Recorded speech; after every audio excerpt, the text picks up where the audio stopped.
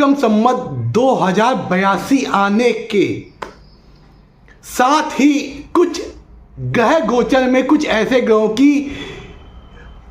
का नक्षत्र परिवर्तन हो रहा है जो हमारे जीवन के लिए अत्यधिक आवश्यक होता है, क्योंकि ये जो मेन प्लैनेट होते हैं शुक्र, शनि, गुरु, ये हमारे जीवन में जो सुख सुविधाएं होती हैं, ऐश्वर्य होता है और ज्ञान बुद्धि होती है, उसके कारक देवता होते हैं।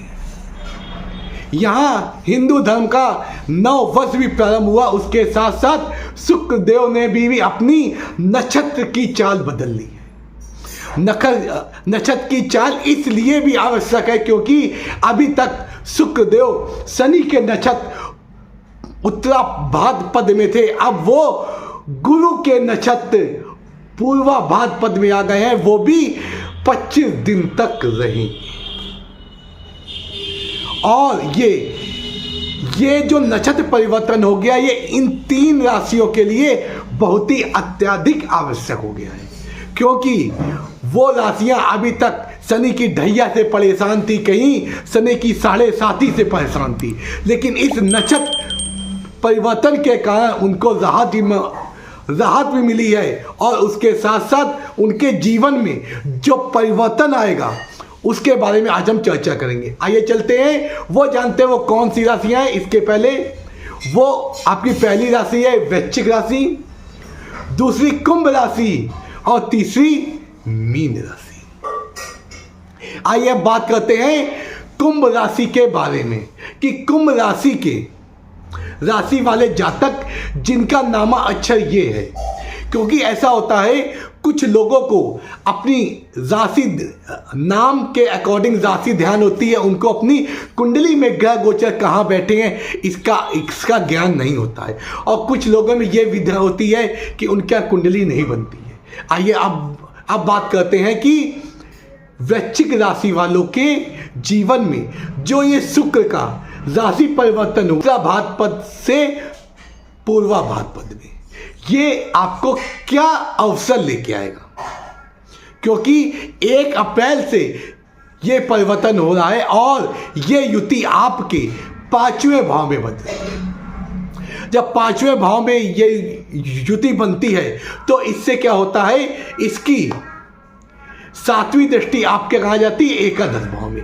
एकादश आपका लाभ भाव का कारक होता है, और उसके साथ साथ जिस भाव में ये युति बन रही है वो भाव आपके 7वें भाव में।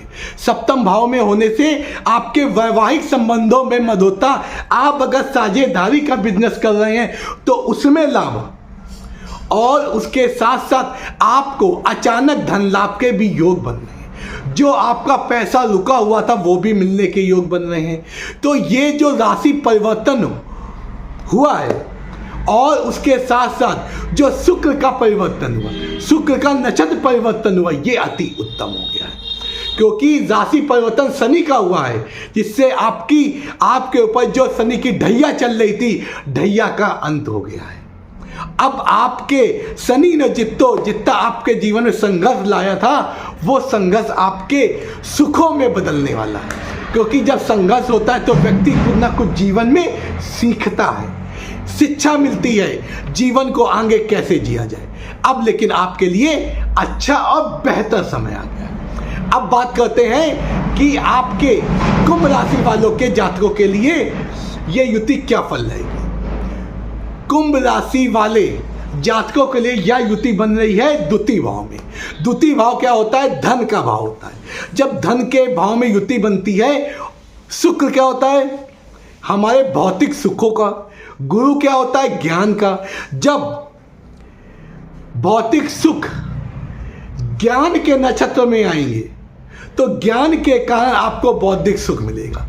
वो क्या हो, क्योंकि आपको कैसे क्या कार्य करें जिससे आपको अच्छे परिणाम मिले।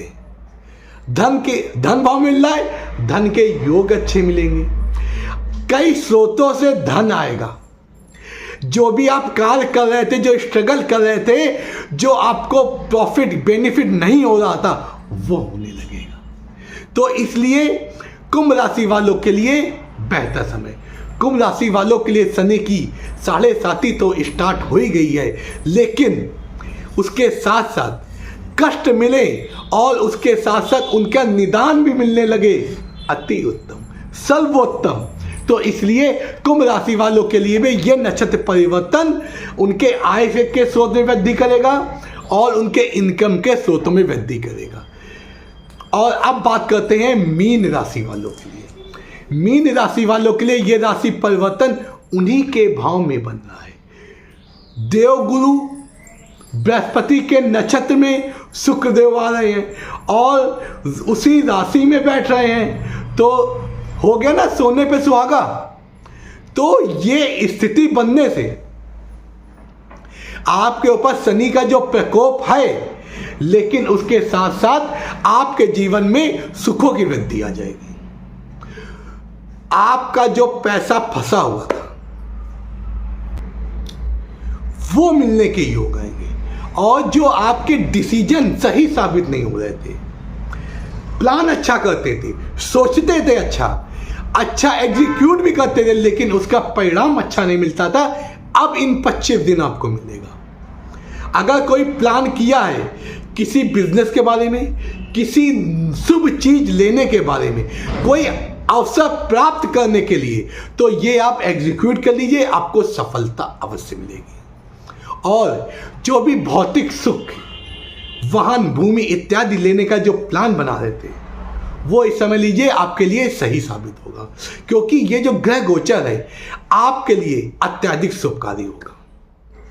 स्वास्थ्य में जो आपका स्वास्थ्य सही नहीं था उसमें बढ़ोतरी होगी, उसे बढ़ोतरी क्या, आपको सुधार होगा, क्योंकि जो ये ग्रह गोचर है ये आपको सुख देने का है। अगर रोगों से ग्रसित रहेंगे तो सुख क्या मिलेंगे, तो अब क्या होगा, लोगों में सुधार होगा अगर ये चीजें चल रही हैं। और ये युति जिन भी लोगों के द्वितीय भाव में, चतुर्थ भाव में, पंचम भाव में, नवम भाव में, दसम भाव में, एकादश भाव में और लग्न में बन रही है, उन लोगों के लिए ये 25 दिन किसी शुभ योग से कम नहीं होंगे।